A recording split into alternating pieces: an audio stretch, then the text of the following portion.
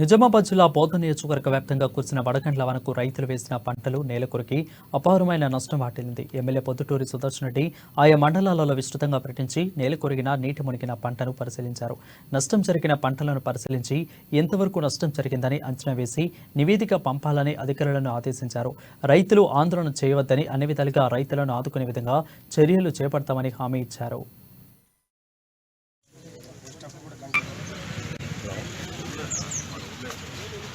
మరి కొన్నేమో మనం కోతకు వచ్చినాయి. ఇక్కడ ఎడిపల్లి మండలంలో తొందరగా వేస్తారు. కోతకు వచ్చినాయి అయితే వడ్లు రాలిపోతా ఉన్నాయి.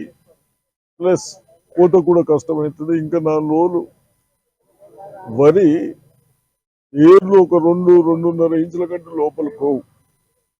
ఎక్కువ తడిసిన తర్వాత గాలికి అన్ని పడిపోతాయని రైతులు భయపడతా ఉన్నారు. కాబట్టి తప్పనిసరిగా అగ్రికల్చర్ ఆఫీసర్స్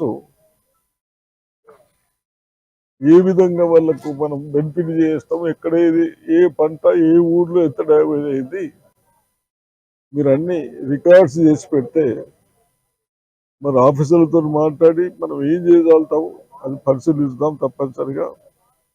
అదేవిధంగా రైతులకు కూడా మరి మీరు మాకంటే ఎక్కువ అనుభవం